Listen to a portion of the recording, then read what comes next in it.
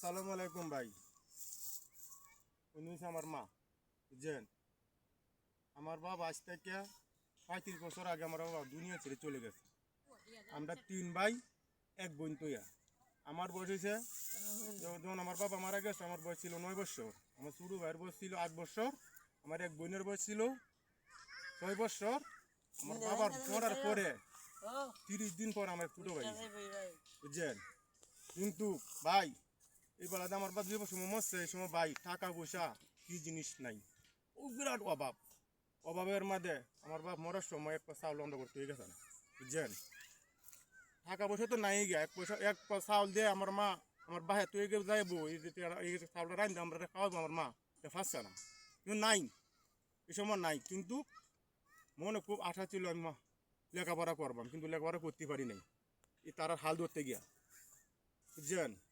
এবেলা থেকে আমি 1 টাকা রোজ মানুষের কাজ করি, কিন্তু আমার মার বয়সটা ওখানে দেখেন 35 বছর আগে আমার মার বয়স কতটুক ছিল। কিন্তু উনি কি করছে আমাদের বা ছায়া, উনি যৌবন যা কিছু আসি না আমরা আবার ত্যাগ করছে, ত্যাগ করিয়া উনি আমরা পাইলে রাখছে, বুঝছেন।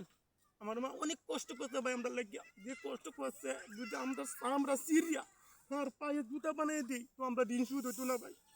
কিন্তু এই মার কোনো দিন কেউ দুঃখ দিবেন না। যার মা আছে একটা জানাত আপনার গরু আছে, আর যার বাবা আছে 2টা জানাত আপনার গরু আছে। এই মা পায়ের নিচে আপনার আমার জান্নাত। কিন্তু কেউ ভাই মা বাবা থাকতে কেউ অবহেলা করবেন না। মা বাবা হয়েছে জান্নাত, মা বাবা হয়েছে জান্নাত।